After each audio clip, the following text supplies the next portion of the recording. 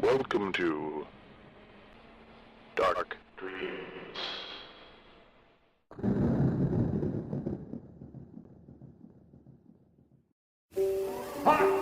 I say every house in America should have an electric chair. And every man just once in his life should sit in it, just so that he can feel the power of millions of gallons of electricity flow through his veins. I got an electric chair, that's all I need.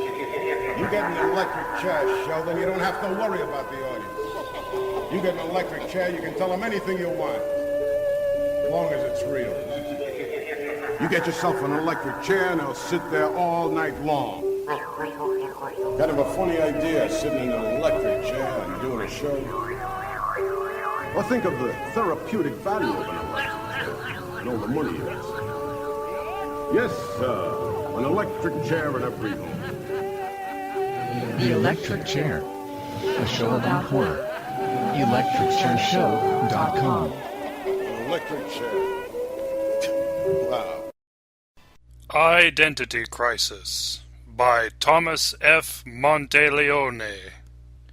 Elliot Bender huddled in the corner of the dark supply room, caressing the business end of a linoleum knife.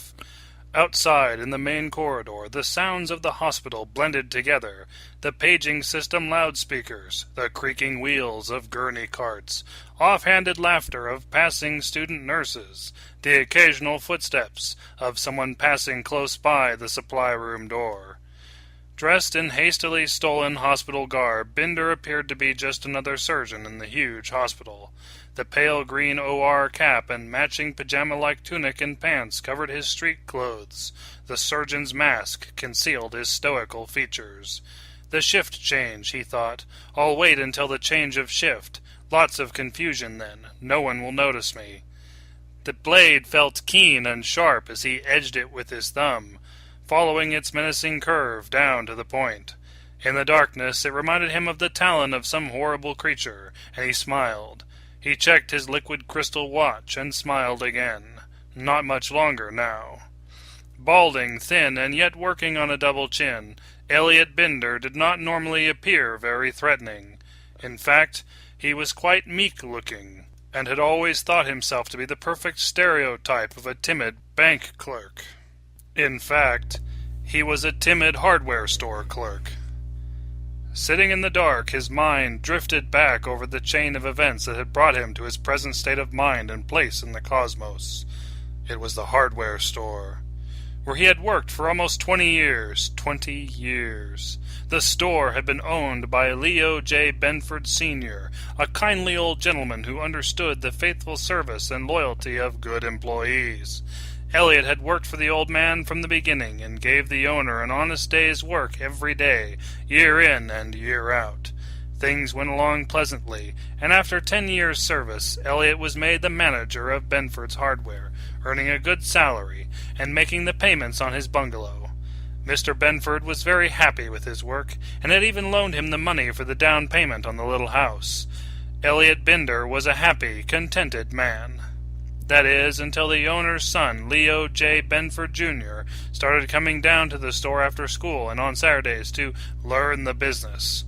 Still a teenager, the young Leo Benford had already acquired a hard edge to his personality and an envious glow to his eyes. He looked like a vulture waiting to descend upon soon-to-be carrion, and even back then Elliot knew enough not to trust the owner's son.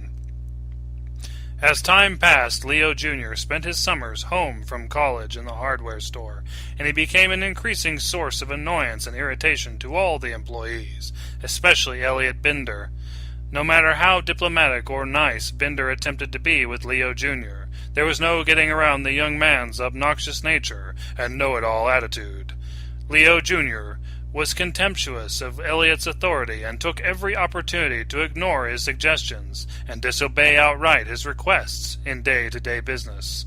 But Elliot had been a patient man, and he hoped that perhaps Leo Jr. was just another young man feeling his oats, as they used to say, and that time and maturity would change him into a more agreeable, reasonable person. Thus did Elliot avoid speaking with the father and owner of the store about the problems experienced with the son. Perhaps I should have said something. But he didn't say anything, and the situation became increasingly worse until, inevitably, Elliot and Leo Jr. hated each other. That was apparent to all the other employees, but unfortunately not to Mr. Benford Sr., who was spending more time in his greenhouse and less time in his business. In fact, the only thing that kept Elliot sane and whole had been the casual mention by Leo Sr. that he intended to open another hardware store in the next town, and that he would be making Elliot a full partner, along with his son, of course. The papers, the old man told him, were being drawn up by his lawyers, and everything would be official as soon as his attorney came back from a trip to the Bahamas. Time passed quickly, it seemed, at that point, and Leo Jr. graduated from college, married, and was often seen with his pregnant wife, carrying about the next generation of the Benford line. Elliot hoped that this coming responsibility, plus the inclusion of both into a business partnership that would finally thaw out the relationship between he and the impetuous Leo Jr. But it was even less than wishful thinking. On the same weekend that Elliot had told his wife of the elder Benford's plans, he received a phone call from Mrs. Leo J. Benford Sr. The woman was on the brink of hysteria as she struggled to tell him that her husband had been killed in an auto accident only an hour previous. Elliot had been shocked. It was as though his own father had died, and the sense of loss and sincerely felt grief was almost overwhelming. He could only think of never seeing the dear old man again, and was therefore not thinking of what further consequences might follow that unfortunate and very untimely demise. Naturally, Elliot closed the store until after the funeral, and although he attempted to contact the son several times, he was unsuccessful. When he saw Leo Jr. at the funeral service, the young man ignored him completely. But on the day business reopened, the young man was more than eager to speak with him. Elliot was not surprised to see the young new owner seated behind his desk that fateful morning. To tell the truth, Elliot had even expected it, and the demotion that would surely accompany the gesture. But he was surprised by Leo Jr. in a way he could not have expected. "Good morning, Binder. I've been waiting for you," the son had said. "Have you?" "Yes, and I'm afraid I have some bad news for you."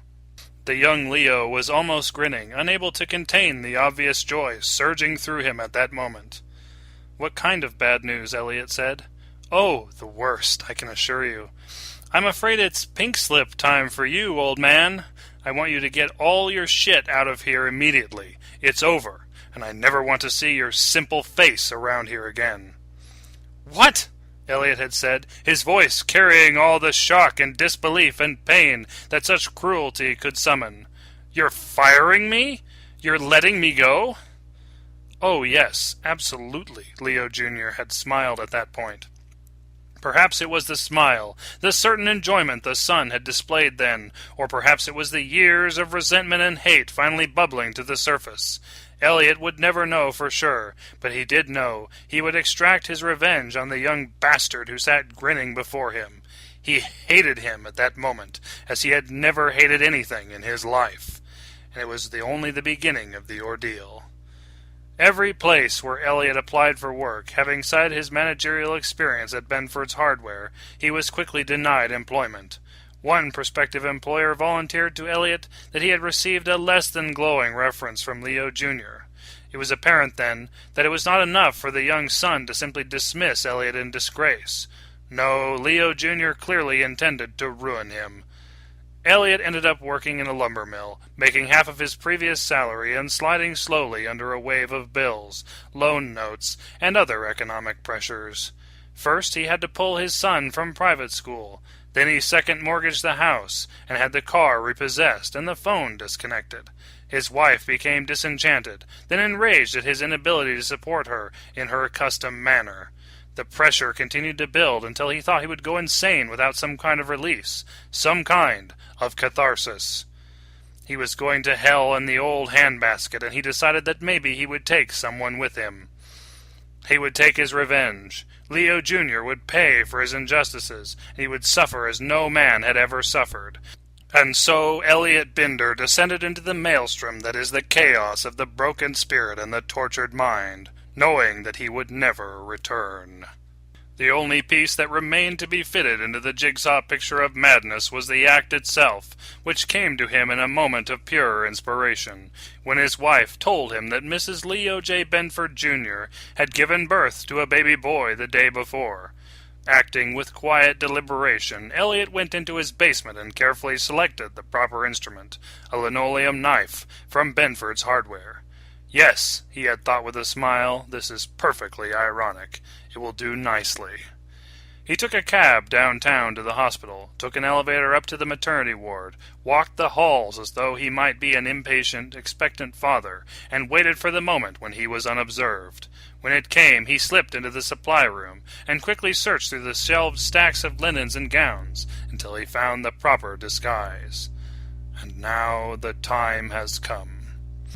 There were the sounds of increased activity outside the small dark room, and Elliot arose quickly, concealing the linoleum knife beneath his surgeon's gown.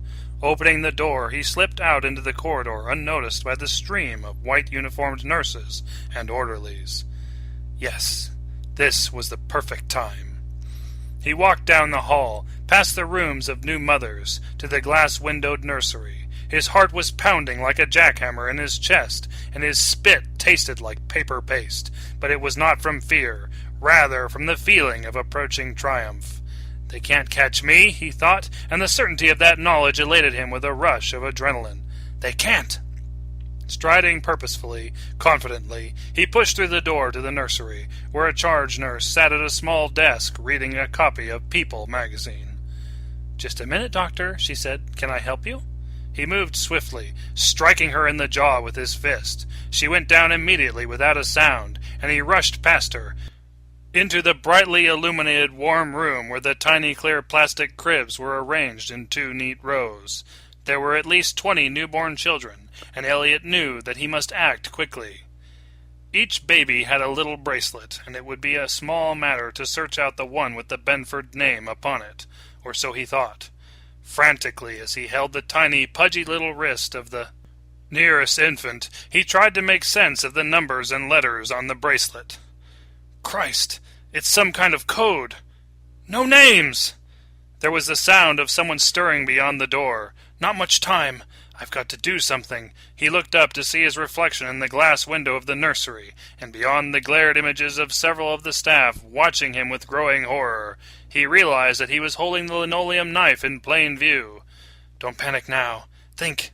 Think! Taking one step back, he looked over the collection of cribs and knew what he must do.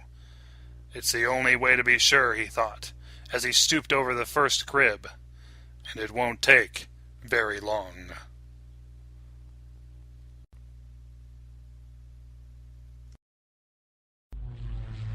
The thread of life is getting extremely thin, my dear sisters. Humanity's tapestry is once again becoming threadbare. If we do not find a way to help them soon, I'm afraid they may all die. We will have to descend down into the underworld once again until humanity has regained their balance. Verdandi, no. I don't want to go to the underworld again. It stinks there.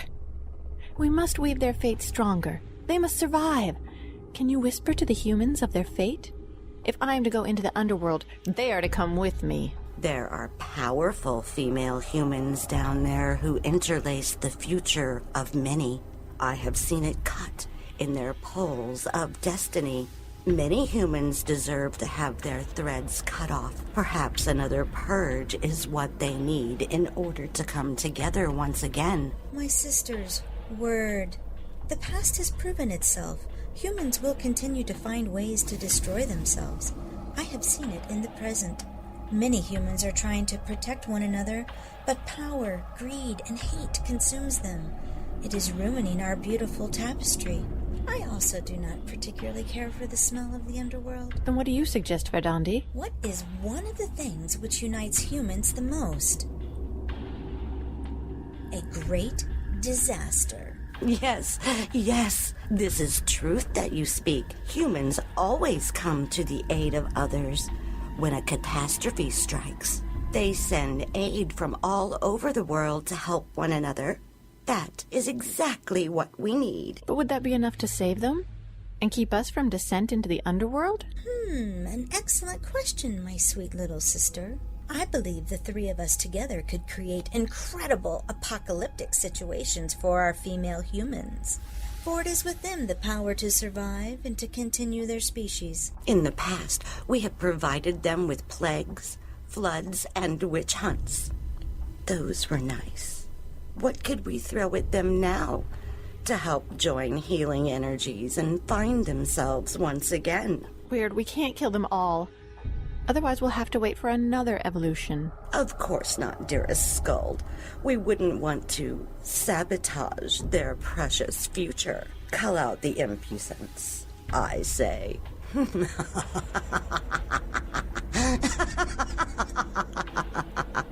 Why don't we let the Wickeds decide for us?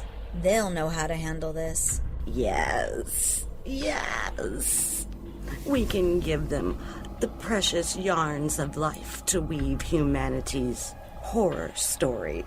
They can decide their own fate. That's a superb idea. I think we'll need to provide them with a few helpful suggestions to ensure their survival. I like it. What a delicious way to create chaos. The winning disaster will be their ultimate demise. Or their ultimate survival. Each woman has the ability to influence her fate based on what she's experienced in the past. Skuld, you are too much of an optimist for me.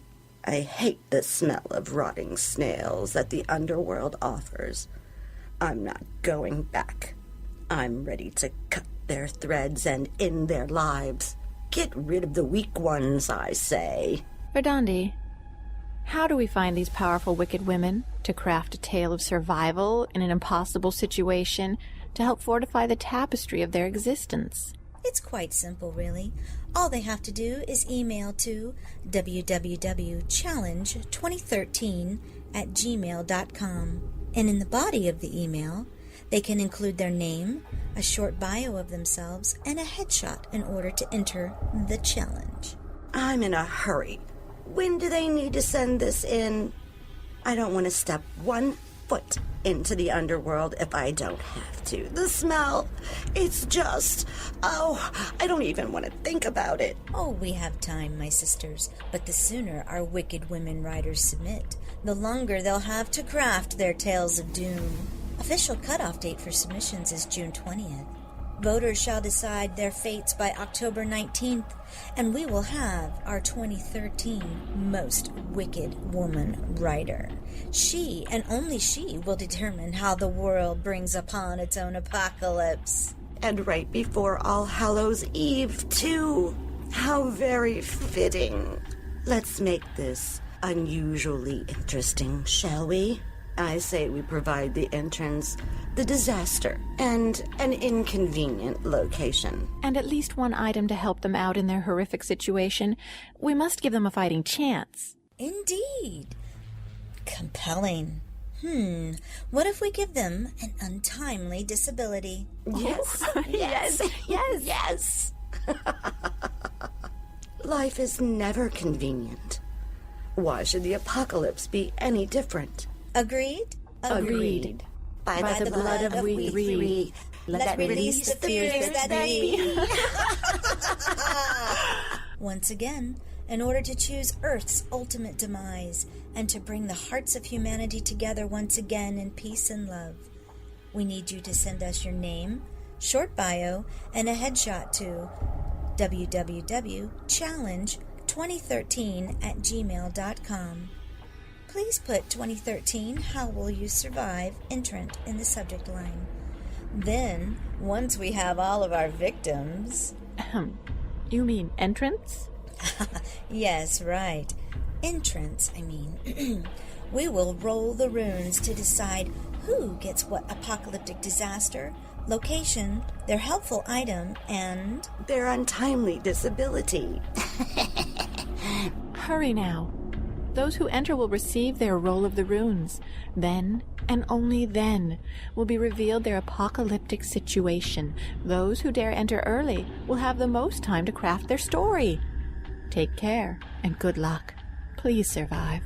We really do not wish to go back down into the underworld. Nothing kills the smell. Who shall be the most wicked 2013? Sacrifices by T. Fox Dunham. Do we have any more potatoes? Angel asked. My stomach's sore. Mom tugged on her hand, keeping her at pace with the family. Their feet kicked up a dust cloud.